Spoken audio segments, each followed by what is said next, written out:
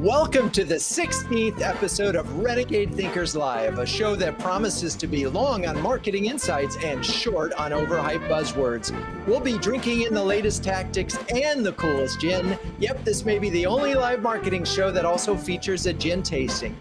This show is being live streamed via our friends at Restream, and today we'll be tasting Amos Gin, who is kindly extending a super special discount for you, 15% off purchases on amos.com with the code Renegade15. I'm your host, Drew Neiser, live from my home studio in New York City. If you've ever worked at a startup, you know both the exhilaration and exasperation of what it means to make marketing magic, to make something out of nothing, no budget, no resources, and occasionally no clue where to start. But here's the good news. There's no bureaucracy to grind down your ideas. There's no limitation to your imagination. And there's not a heck of a lot to lose by being experimental. You get to learn fast, fail fast, and iterate until something sticks. And you get to make up for the absence of budget with sheer ingenuity. So as a student of marketing and marketers, nothing brings me more joy than to talk to CMOs at startups, which is exactly what we're going to do on this show. With that, let's bring on Chi Liang, EVP of Marketing of Alloy. Hi, Chi. Hi. Do we have your camera on? I don't see your. I don't. Great thing about a live show, we don't always have cameras on. Yeah. So I'll tell you what we're going to do while Melissa and you work on that. Let's go to, we'll bring on JD, and then you can work on your camera because you got to change your settings on Restream. All right. So, there you are. Look at that. Wow. All right. I would have had this all figured out, a year into the pandemic, but yes. Yes. So, right. No, it's different on Restream. You just have to change the setting. But anyway, nice to see you. How are you? I'm doing well. How are you, Drew? Good, thank you. Just in case anybody was wondering if this is a live show, you bet it is. All right. So set the stage for us. What was the marketing situation when you arrived at Alloy in February of 2020? Yeah. So when I got there was a one-person marketing team, which for any of us who have done that is an incredibly hard job to do. One-person marketing team. From a system standpoint, we had Salesforce and HubSpot, but that was primarily used as an email tool without any scoring, without any sort of clear lead to opportunity funnel process definition. Strategy was like weekly plays that sales and marketing were trying to do without any overarching go-to-market strategy, without a clear ICP or segmentation or verticals. And the programs that we were doing were, there were a lot of them, and they were all one-off though. They weren't really connected to one another. They weren't unified under, an integrated campaign theme. So that's kind of what I stepped into. So other than that, everything was perfect. Yeah. So now one of the things that is so clear when you describe the situation, if you hadn't been in a marketing department that had all of those functions, you wouldn't have known what you were missing. So I do want to suggest to folks that sometimes it really pays to work in a larger organization and learn the skills of marketing and then bring them to a startup. So let's talk about where you started, given that, you got so many different things in terms of you have what strategy to go, you have very little staff, you have very little technology. Where'd you start? Yeah, so staff and team was first, right? So I was actually fortunate in that the one-person marketing team that was there, she's fantastic and just was, getting pulled in every which direction. And so was able to get her to focus on what she wanted to do anyway, which was more on the content side, communication side, brand side of the house. And then I had a lucky gift, drop in my lap, right before I joined, where one of the other former employees in the company who was an SDR really wanted to shift over into product marketing and try it out. And junior employee, hadn't really done it before, but I was just like, sure, why not? Like that, product marketing was also my background. So I felt like I could help coach and guide someone in that particular function. And then I hired right away a person to run demand generation and was fortunate enough timing wise to find someone I had worked with before who was available. And so all of that sort of came together pretty quickly in the beginning. So I got kind of lucky there. Interesting. So we have content, we have product marketing, and we have demand gen. So it sort of covers a lot of bases there. We've talked a lot about in CMO huddles about product marketing and how hard it is to fill that role. So interesting that you decided I'll fill it with somebody, I'll teach them it because you know it, as opposed to trying to find a product marketer. I just, for any CMOs that are listening right now, that may be the trick here. If they know the product, you can teach them product marketing. Interesting. So staff was first. Okay, then what was the next step? Yeah, the next thing then was actually just all of more of the product marketing work, right? Just getting very clear on who our buyer was, who our ICP was, and actually start the actual positioning and messaging work. So, very tactically, sitting with my new BMM and sharing with him like a template in terms of here's like a messaging framework document. Here are the different parts of it. Let's start working through this together and fill it out, to the best of your ability. And the beautiful thing was he had already been in the company for a year or so. So he had, and was in a position where he was talking to prospects on a regular basis. So that was helpful. And then you iterate on that, right? So that to me is always where you want to start, because all of the great demand gen and all these other things that you want to do, you need to make sure that you understand who you're targeting, what it is that you're actually, what your value statements or positioning is relative to the challenges that they're having. So to me, in my mind, you always need to start there. Yeah, and it's just for anybody who's listening, if they weren't sure what ICP is, it's ideal customer profile, right? That's right. And so one of the key things here with this is you can't take a shotgun approach. So you really do need to narrow things. So when you say ideal customer profile, I believe you were talking about a finite group of people. That's right. Okay. That's right. So looking at, actually just, going and interrogating, and actually when COVID hit, because I joined shortly before it did, that actually was an exercise I think everybody had to go through, was really rethink, like, who should we be targeting now based on who might be doing okay in COVID, because, right, there were a lot of companies that were struggling, and therefore they're not going to be a good target for you. And so the timing of that actually sort of coincided well. Not to say that COVID was good for any means, like generally speaking, but in that regard, it gave us a chance to really sit and think about what specific verticals within consumer goods, because that's who we generally focus is consumer goods, but what verticals within them are the ones that are actually going to do okay. What size company do we want to go after? Because it was one of those things where the company started sort of more, I think very typically, right, like smaller tech companies, and is trying to push its way up. And so we really wanted to interrogate that and think about what made sense given where we were with our product and our business. So it was then, using that and then working to build out then very like a specific named account list off the back of that, align with sales and how to go after that, and so on and so forth. Very cool. So if we have got two key takeaways here: build a team first. And by the way, we could just go straight to Jim Collins and Good to Great there. It's always build a team first, find your hedgehog concept, and then of course roll it out. In this case, we decided you were focused on target. Okay, cool. All right. Well, let's move on and bring JD Dillon, who is the CMO of Tigo Energy. Hey, JD, how are you? I'm great, Drew. Good.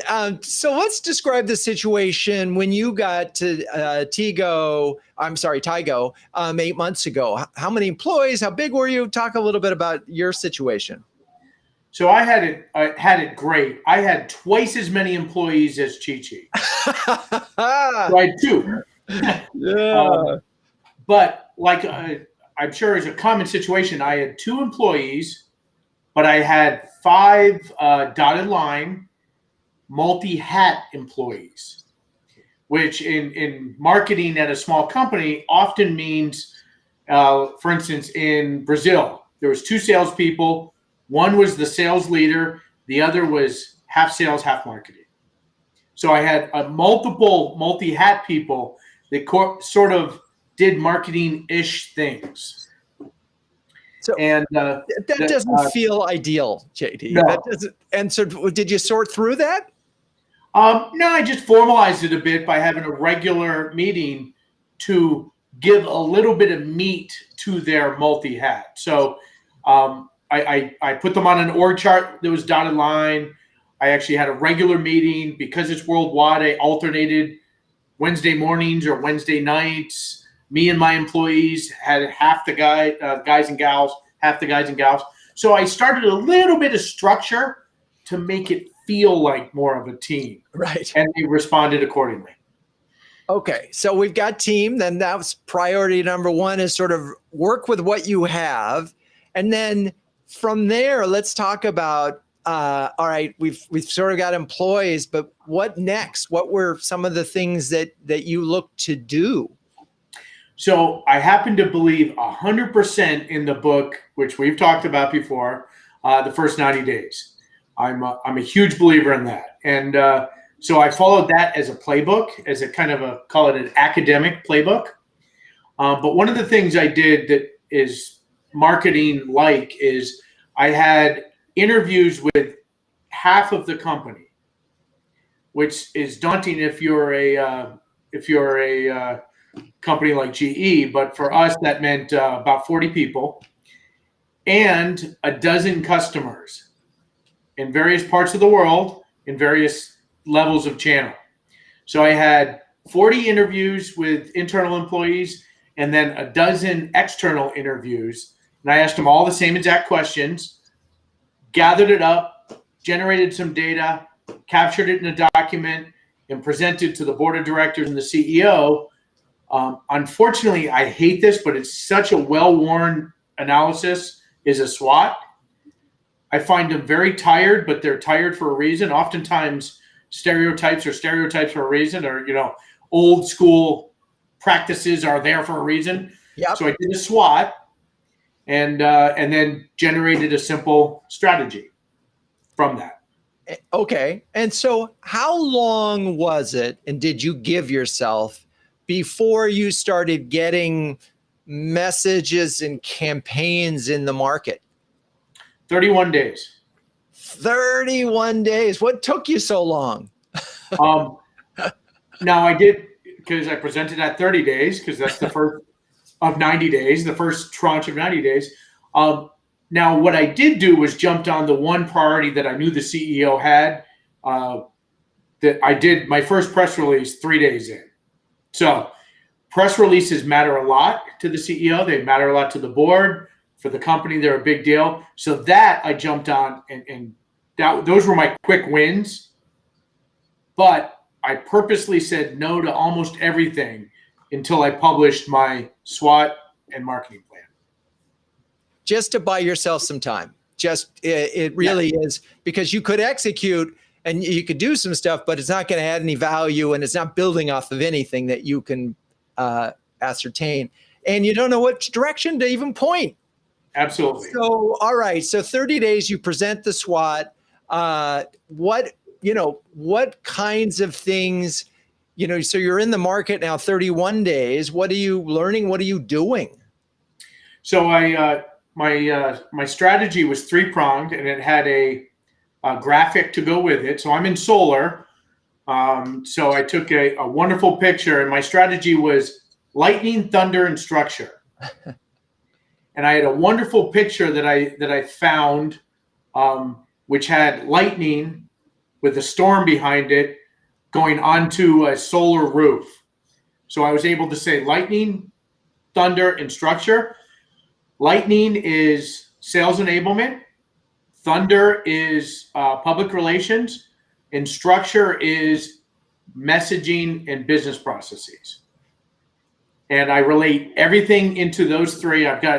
There's 4 things in each of those 3 buckets that I won't go through, but the bottom line is that was 12 tactics going into 3 strategies.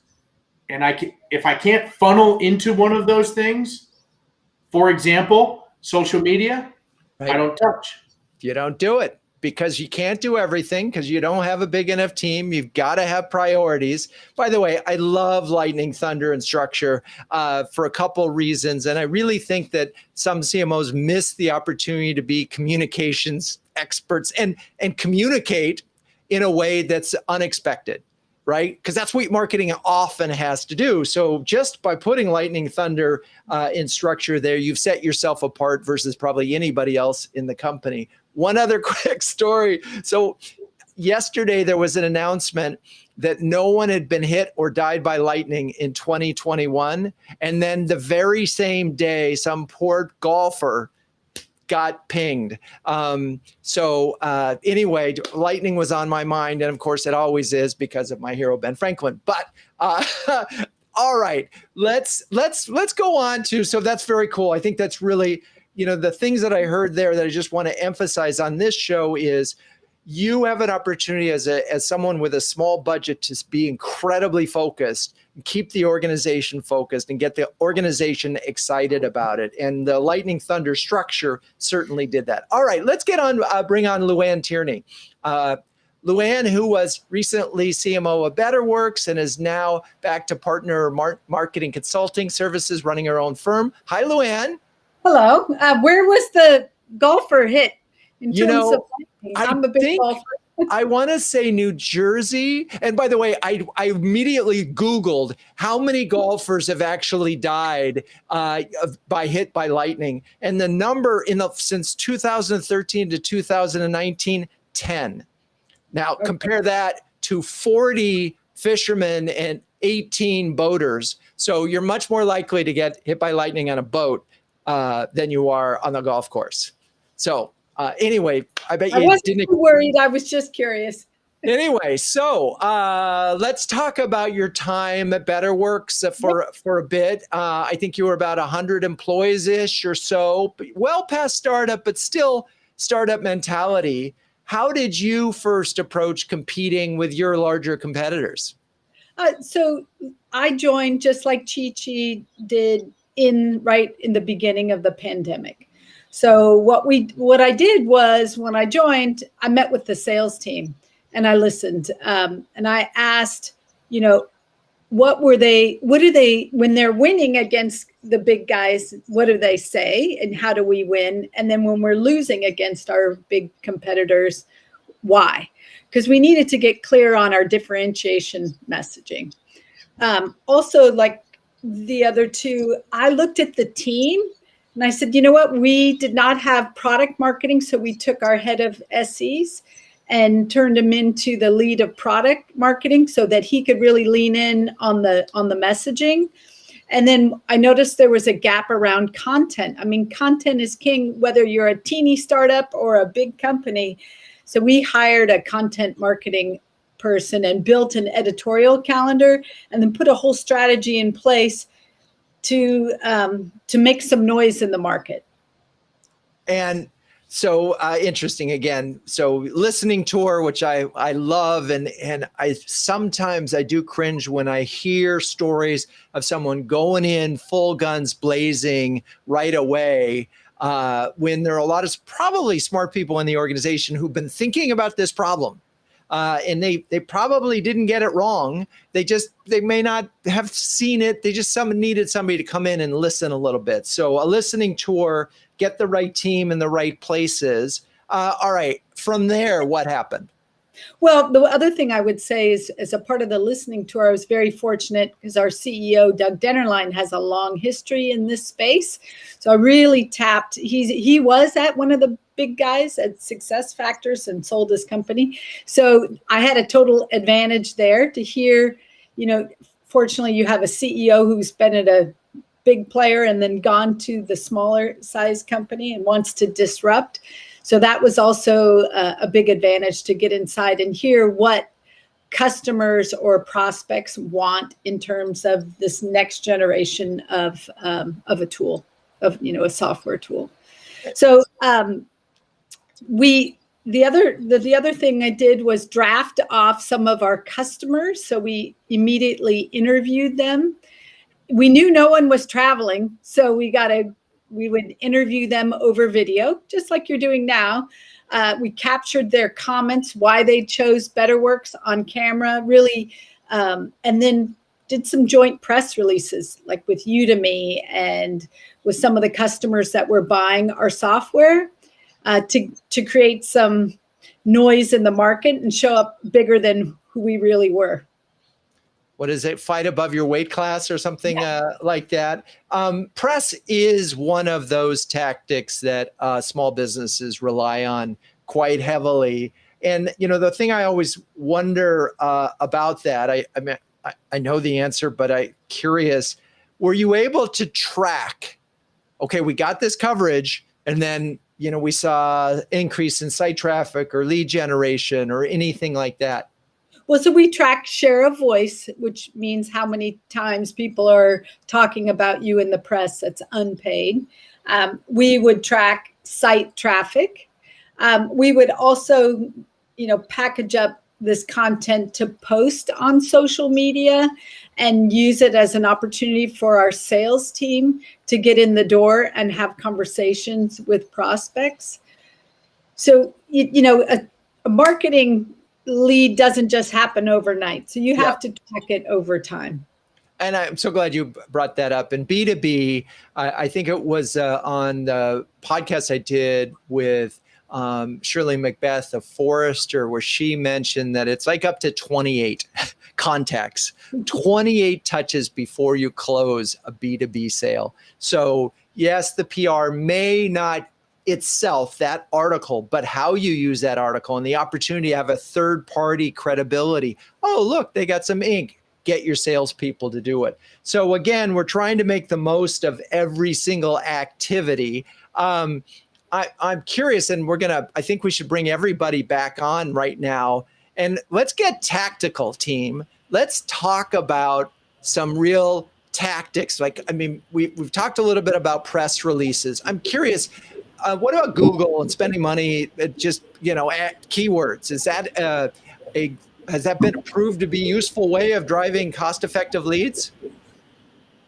But I think it's one tactic in the effort. You could spend huge amounts of sums with Google AdWords, but like Chi-Chi said, you need to be clear on your ICP. You need to go after your vertical market, and then your Google AdWords need to be a component of your strategy. But I think we swung too much on that and pulled that back and focused on some other areas because you could spend a lot. So, and let's talk about that. That's interesting. Let's talk. Overspending on Google is an interesting challenge because it feels good, right? You're only paying when they click on the ad.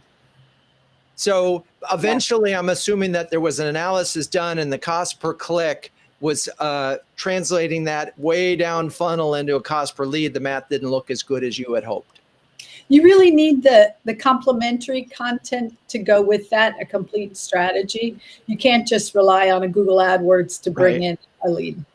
So I would double down on what you were saying, Drew. It's, that's actually where we were when we started. We had some AdWords running and they looked like they were doing great, but because we didn't have all of our tracking and measurement, set up just yet, we were still being modest with how we were spending. But then once we actually got our tracking and set up and we could see, okay, none of those, or very, very few of those, were actually converting into any meaningful opportunities. We completely changed sort of the approach that we were taking there and actually started focusing more on LinkedIn as a channel, which is more expensive. That being said, if you are really tight on your ICP, you have a target account list, then you're willing to spend more per lead going after the right people. So because I often hear that from folks is that LinkedIn is really expensive, but it's not if you close a deal as a result of a lead that started on LinkedIn, assuming the value of that customer is worth a lot more than the cost of that LinkedIn ad, right? And so it seems like one of the things that, and we haven't really talked about this, is you really need to understand what a sort of value per customer is, right? Relative to a cost per acquisition. And do you see yourselves somewhat in the direct acquisition business, or is this more about getting leads, getting them to sales, or both?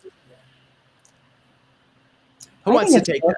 I think it's both. I think it's, when you're in a B2B company, and in our solution, which is, in the targeting consumer goods companies, and it's like analytics, supply chain analytics and planning software, it's pretty complex stuff. And so, you're not going to be able to get the whole story or the whole message across just through marketing materials and content. You do need to have a live conversation. You do need to show a demo of the product, so that's where that partnership with sales, of course, is always so critical. But certainly when you're going when you're trying to market and sell more complex B2B solutions, I think it's integral. Got it. So and let's just keep going with some tactics. Has anybody tried a tactic that sort of worked particularly well that surprised you? We did direct mail in during COVID, which it's had its own challenges because people aren't in the office anymore, and so you had to go and figure out where they were. But I will say that again, small companies, small budgets, and we got creative with sort of the offering that we had, which was, we were targeting supply chain people who during especially the early days of the pandemic, of course, we all heard about it on the news, right? Just every day was like they were firefighting and they were just, completely underwater. And so we sent around, we chose a gift that was a chocolate pretzel pizza that we sent to them that had a little hammer, and it basically said, we know you're dealing with a lot right now, take out your frustrations on this and not your colleagues or your customers, and so I think because we were just a little bit maybe a little cheeky with that, we actually surprisingly got a lot of responses to that.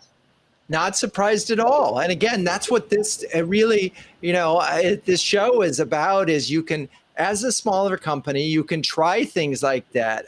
A hammer and a giant pizza pretzel. That's hilarious. I'm curious, JD, have you been able to get to any tactical things that you've tried that are sort of a little bit out of the box? Out of the box, no. So I'm gonna send you a little bit sideways here. Okay. I am not tasked explicitly at all with lead gen. Okay. 0. The CEO believes that sales sells and marketing markets, and it's got a little bit of an old school view about what that means. Therefore, I am in the unique position to have no pressure to generate leads, but my goal is a year from now, that will be where marketing makes its mark. So I'm going to take what I know can be done, frankly, by listening to things like the CMO huddles, I know can be done on lead gen, bring it into the company, and that's going to be the impactful aspect of marketing. So, perfect. But back to your precise question, I launched with On24. This isn't a promotion for them, but they're great. With On24, we do webinars, and I got 969 people to attend webinars in the first 2 months, which for me, people mean installers. So I have the benefit of going after a rather specific skill set, installers, people that install solar. So that's pretty specific. It's a knowable list of people. Right. Albeit a long list. There's 5,000 in the United States, but it's a list nonetheless. Well, so webinars have worked great. Interesting. We did webinars during COVID, but we also saw webinar fatigue because everyone was doing webinars. So we created a Slack community and then use that as an opportunity to have like-minded professionals connect with each other, share best practices. So that worked really well. And then like you, we also did a goal summit. We had a few thousand attendees, which we were thrilled with. And that gave us some really good opportunities as well. But we tried the webinar a week during the beginning of COVID and stuff. And at first everyone was attending, and then you saw people were like, okay, I'm a little webinared out. All right, well, save the rest of the tactics. And JD, thank you for mentioning CMO huddles, because I'm going to talk about that in a second. And we have talked a lot about in CMO huddles, which we began in April of 2020, really helping and focusing on B2B CMOs and how they can make sure that, not only do they have a seat at the executive table, but they are making significant contributions to their companies. Just so you know, if you've never heard of it, it's an invitation-only subscription service that brings together an elite group of CMOs to share, care, and dare each other to greatness. One CMO described huddles as timely conversations with smart peers in a trusted environment, while another called it a cross between an expert workshop and a therapy session. Chi-Chi, JD, Luanne, anybody want to add anything and share your experience on huddles? Anything you want to say? Well, what I've loved about the CMO huddles is, as we're looking at MarTech stacks and technologies, it's a great place to have a sounding board to say, hey, have you used this technology, and how has it worked, or what are the things to think about when you deploy it? So real live advice is fantastic. I love it. I also love, part of the service that Drew, you provide is that concierge service, and help connect one-to-one when you know that there's something that one of us is concerned about or has questions about, and someone else has experience. So that's been, I've taken and given both in that sort of setup. So that's which I'm grateful for. JD? And I will add on to my previous endorsement. But I will say, you mentioned earlier Jim Collins, and I happen to love Stephen Covey as well. To me, it's the sharpen the saw of the 7 habits. A lot of us, it sounds like we have small teams but even if you have a large team, if you're the CMO, you're sort of at the top of the marketing heap, and you need other folks to grow and develop and challenge and hear ideas. So to me, it's sharpening the saw. Sharpening the saw. I love that. Just happen to have a saw right behind me. Love it. Thank you, JD.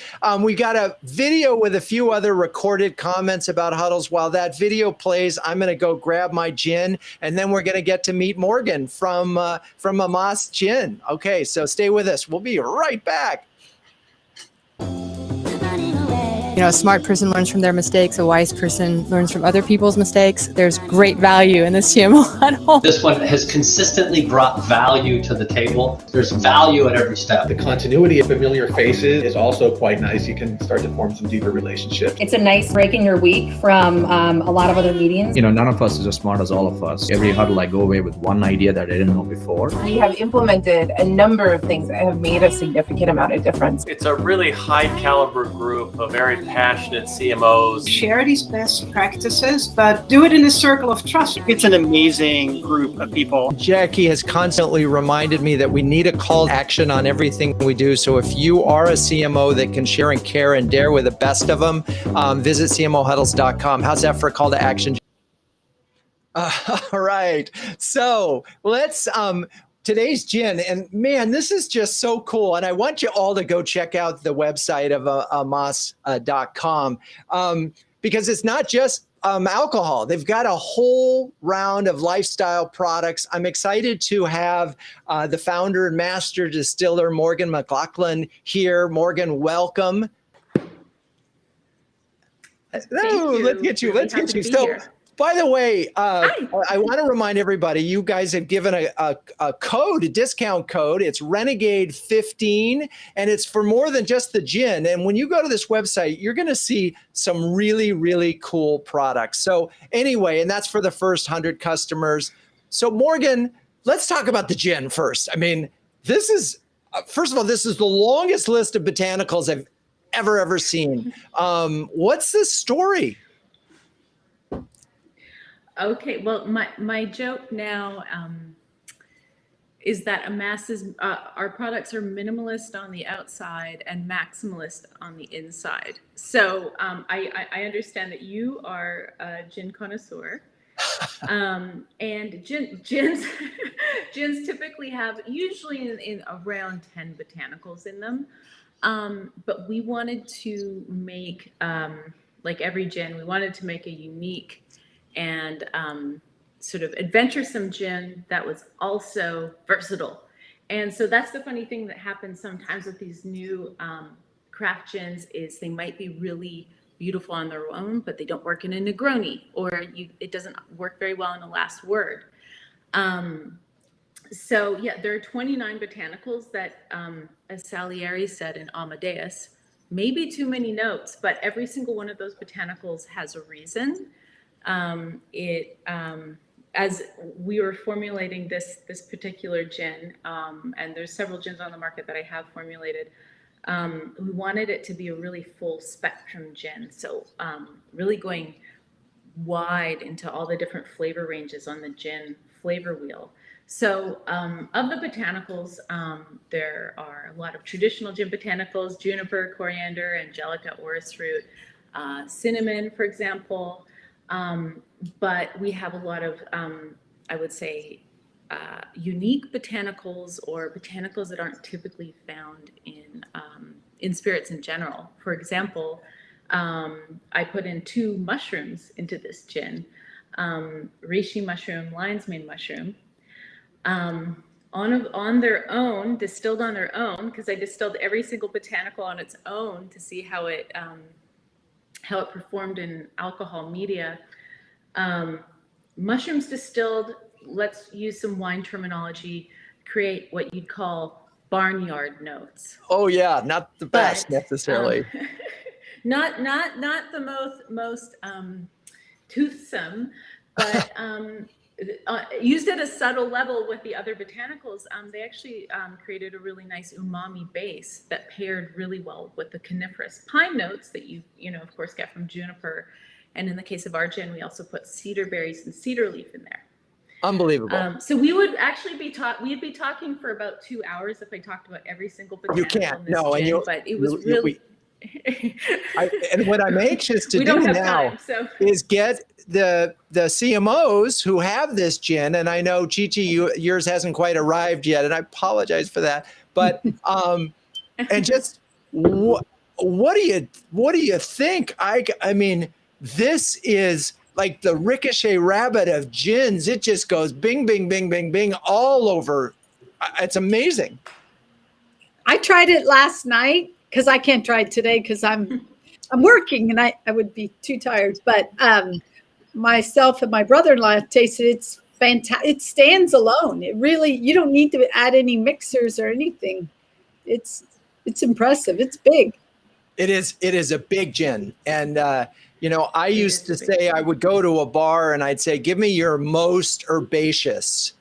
And which typically is about the juniper and how robust that is, but this just knocks me out. So one of the things that we have on the show is super fun is we have a botanical expert, and I would like Nicole to join us now because Nicole, I would like you to answer the question, what the heck is ashwagandha? Well, let me tell you, this one is very interesting. So ashwagandha, also known as a winter cherry, is a short woody plant native to India, the Middle East, and also some parts of Africa, and it's commonly used for stress. And fun fact, the word ashwagandha is derived from Sanskrit, which is an Indian language, and it means horse smell. So this came about because some people believe that the earthy scent of the roots resemble the sweat of a horse. Oh, well, horse sweat. Well, okay. I was really liking it until you got to that part, but that's awesome, Nicole. Thank you for sharing that. We'll see you later. Bravo. So real quick, because we got to get back to the marketing show. So Morgan, one of the things that I think is so interesting about your brand is that there's this whole line of products. And I was that your vision from the very beginning? No, our vision morphed actually. We really started out as a boutique spirits brand, and we had intentions to produce, really stay in the spirits category, which is just a lot more traditional. I have just this passion and love of botanicals, and at the same time, we're just seeing. I think people are attracted to botanicals and plants. There's actually something in marketing called plant theory, and we just decided to just go deep on botanicals and actually become an amorphous. What we've turned into is an amorphous lifestyle brand with a focus on botanicals as sort of the definition of the products that we explore primarily through scents and flavor and aroma. But we have both alcohol beverages, non-alcoholic beverages, and also personal care products now. And I love it. I mean, and again, that you talk about a distinctive, differentiating position. We've had we've had 16 gins on the show, and this is the first one that comes with a full lifestyle line. So, Morgan, thank you so much for joining us. Don't forget, folks listening, both now and later, Renegade 15 on Amos.com. Pick yourself up some of this, their seltzer, and maybe a hand cream. All right, Morgan, we'll see you later. Thank you. Okay, nice to meet you guys. So, and let's bring JD back. So one of the things that I heard what I really admired is they pivoted a little bit and they're so adventurous, but they know exactly what their brand is about, right? I mean, they knew it was about botanicals, and I'm trying to stretch here, but this is such an interesting thing because sometimes you have to pivot, right? Sometimes you try something and you go, or there's more to it than that. So I'm just curious, do you find anything that she said inspiring? Or can you relate to it? Absolutely. Absolutely. The idea of staying true to your roots, which is no pun intended with all of it. The idea of staying true to your roots, I think, matters a lot, but the idea of being able to find other ways to satisfy your customers. My company is, without going into all the technical details, has a certain part of the solar equipment that we sell. And our core brand is freedom, giving people freedom of choice. Now, we want to give them more choices, but still have that freedom of choice, still sell one product, but get more, I guess the technical term would be share of wallet of the roof and a solar installation, but remaining true. So I thought that was a wonderful lesson on her part. Yeah, I mean, if you think about it, it's really land and expand, right? I mean, it's like, sure. I got you maybe for the gin, or maybe I got you for something else. And land and expand is definitely a strategy. I'm wondering, Luanne or Chi-Chi, if you guys have taken that on.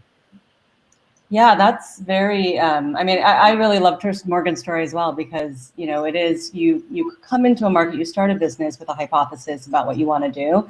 And then we're all learning, right? We're all learning from the market, from our customers, from every conversation that we're having out there. And you want to be able to, you know, synthesize all that information, take it on in and figure out how you might want to then leverage that to, you know, direct your business forward. So for us, you know, we started off in my company really oriented towards, and still is the core of what we do, around bringing in, and again, I'm going to try not to get into too much technical detail, but like bringing in retail point of sale data from, you know, as your sort of true demand signal that then people can make decisions off of, versus what they were doing, or most people are doing today, which is not using that, and they're using kind of a step removed from that.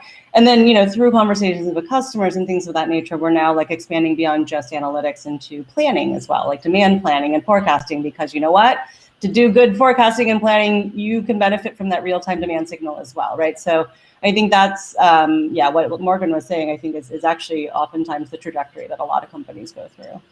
You know, and it's so interesting as I hear you talk, a lot of companies, particularly Silicon Valley companies, just want to be like, it's a SaaS company. They don't want to be in the service business. And yet oftentimes it is the service that you provide that allows the SaaS to be used so well.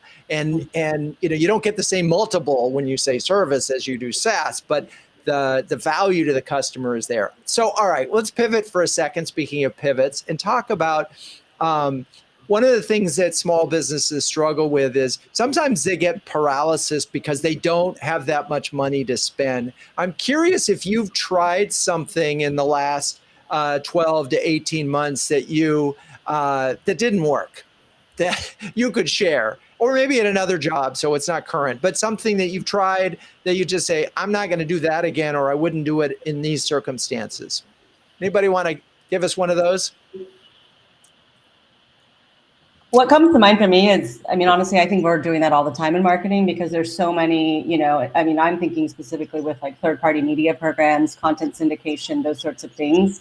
And for me, you know, coming into Alloy, which was a new space for me, I didn't have any experience with any of those media companies or, you know, or vendors who were coming at us offering different demand gen programs. So you're testing those things out and you're trying to figure out which ones seem to be the right ones for you. But there's a ton of trial and error that's involved in that. So any error that you can share? I'm trying to save somebody a little time here. Yeah. I mean, I'm trying to think how this would be useful. I mean, we engaged with one to do some research, right? And then the off the back of the research, then obviously you have material and content that you can then promote, and they could promote for us and all of that. And then realizing as we were going through the process that they actually were not very well skilled at the research part. So there's probably something to be said about, doing more upfront vetting, even though everything sounded like it was, the right approach and the right audience and all of that. Like just really taking that time up front to do a little extra vetting to save yourself some money and headache later on. Drew, I think what Go ahead, she's saying around you have to experiment with your content, and there's going to be some vehicles that work really well. We talked a little bit about Google AdWords or LinkedIn or content syndication. I don't think there's one thing that you avoid. You have to try. You have to experiment with the tactics based on your budget. But the one thing you have to get right is you have to have content, because there's really no other motion if you don't have the content to try it in those channels. And I think you have to have real clear, differentiated message within your own content that you're creating. And when we're talking about motion, we're talking about the sort of thinking about a funnel, top, middle, on where they are in the decision-making process, and making sure we have some videos, some reports, some user analysis, some comparison tools, something that will make it easier for them to ultimately make a decision, and hopefully that decision is around you. Is that a fair description? So it's all sorts of different types of content along a pretty long sales cycle. Exactly. Okay. And all right. Drew, Yeah. I heard your question a little bit differently. Okay. These are all good tips on outward looking, which is our job, day-to-day job, call it, of marketing. But in addition to that, most of us are probably, if we're just starting at a company, at a small company, we're on an executive staff. So I will tell you a very vivid mistake. I thought it would be a good idea to reorganize our board presentation. Now, I happen to know that I'm right, just because I always know that I'm right. It was a horrible idea to exert my influence in the second board meeting and try to organize the rest of the staff to come up with a better way to do it when the CEO has been doing this for a while. So that was hold on, slow the roll, and get some accomplishments under my belt before I start exerting areas like that. Yeah, you made me think, JD, we got to do a whole huddle, maybe even a month's worth on managing boards and solutions that people have done, because you're right. And some CMOs have mentioned in the past that they wish they knew some things early that they didn't, they had to learn the hard way. But my clear understanding is sit in 3 before you say a word, unless you're forced to do so. Because chances are there's somebody there who's going to judge you or think they know marketing or whatever. This is the moment where in the show where we ask, what would Ben Franklin say? And I just happen to have we have bobblehead Ben to join us today with this, because one of the aphorisms that he had that I like, it's simple: little strokes fell great oaks. And one of the things that we talk about is as a focus on a target. We've talked a lot about that, focusing your approach, getting the sales team and the marketing team all aligned and working together so that we are doing little strokes against big oaks. Okay, thanks, Ben. That was awesome. So let's talk about just the job notion, because there are a lot of CMOs who work at big companies, and sometimes I think they get nervous about working at smaller ones. What's the best part about working at a smaller company, even if you're resource deprived? I think you're seeing the impact of your work. So what I did when I joined Betterworks is within a week started communicating to the company. Here's what marketing's doing behind the scenes. Here's what we're doing, and was very transparent about communicating with the team, and then hearing. I mean, you were hearing straight back from them because you're in a small company. Hey, I really like what you're doing. Thanks for being so transparent, sharing what's working, what you're fixing, where you're going to, and then also getting feedback on what you're working on. They'll give you'll know right away what's working and what's not. I mean, they're pretty open about that.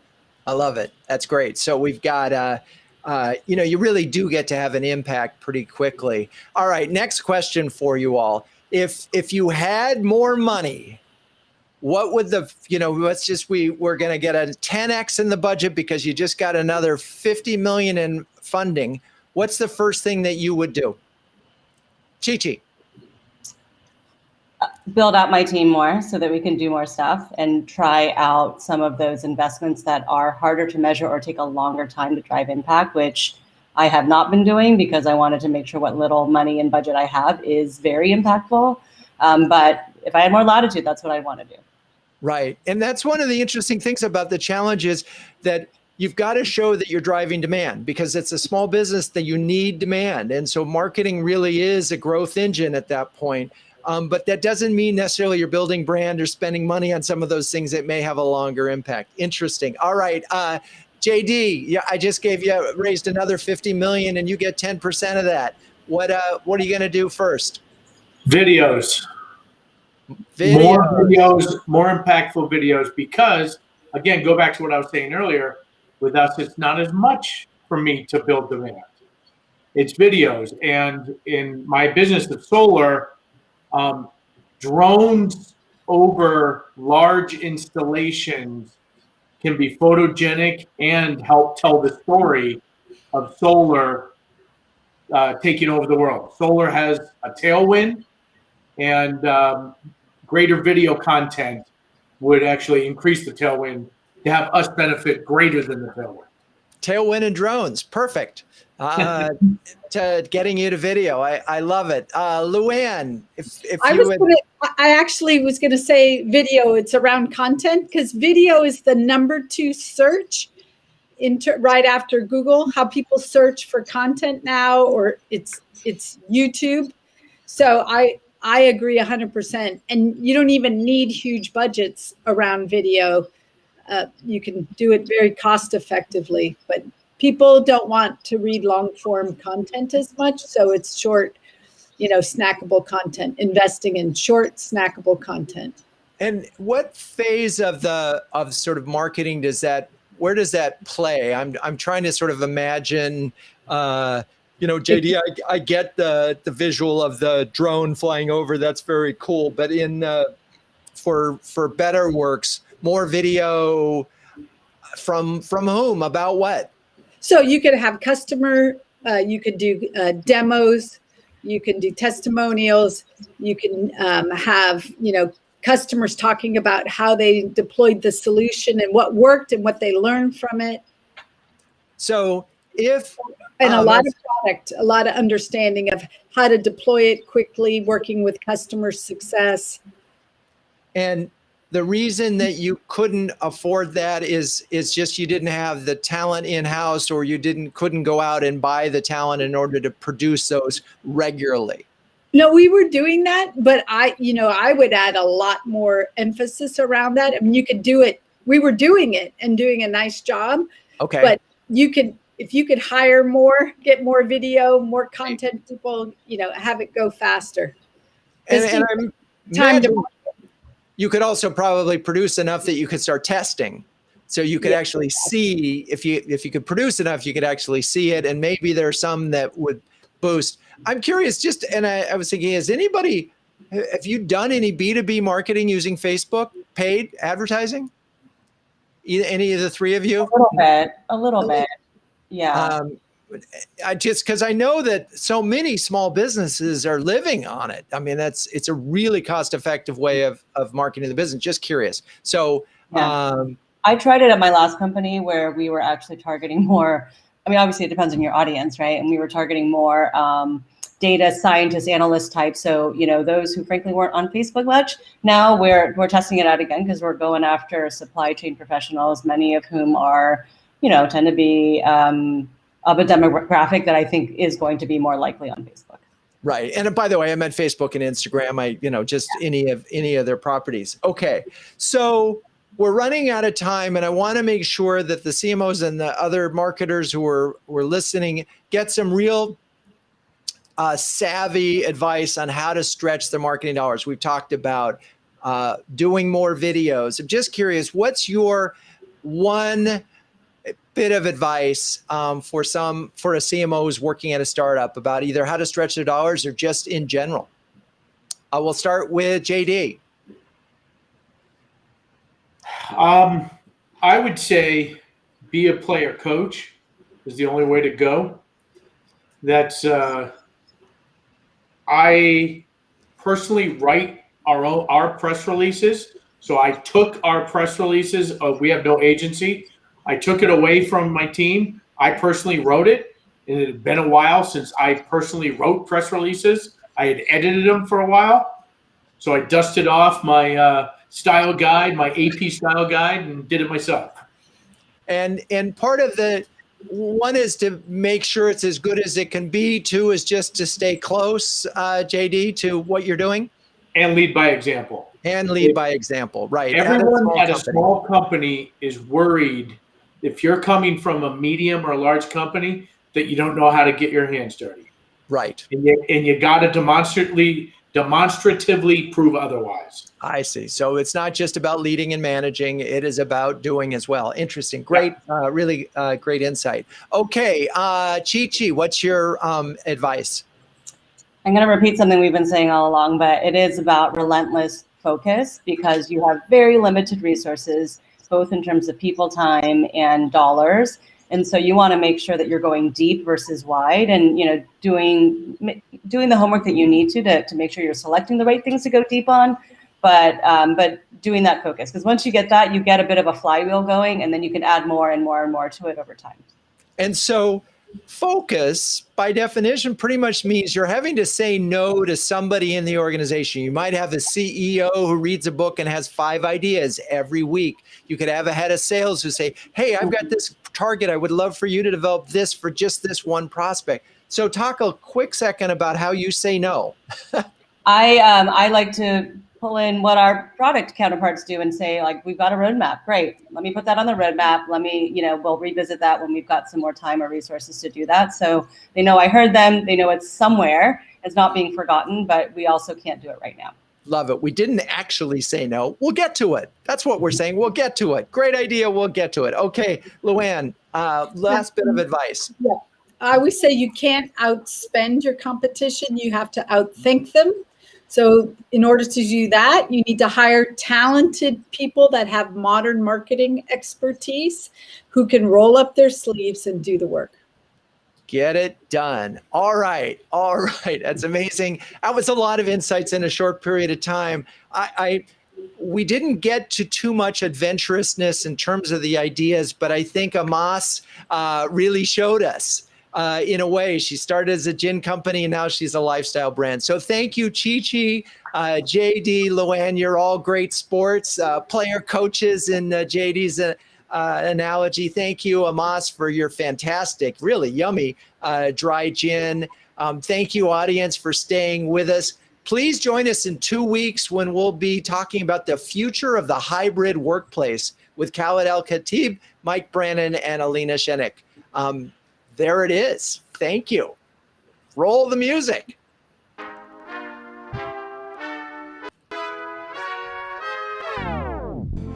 Renegade Thinkers Live is produced by Melissa Caffrey. Our intern is Sam White. Our botanical expert is Nicole Hernandez. For show notes and past episodes, please visit renegade.com, home of quite possibly the savviest B2B marketing agency in New York City. I'm your host, Drew Neiser, and until next time, keep those renegade thinking caps on and strong.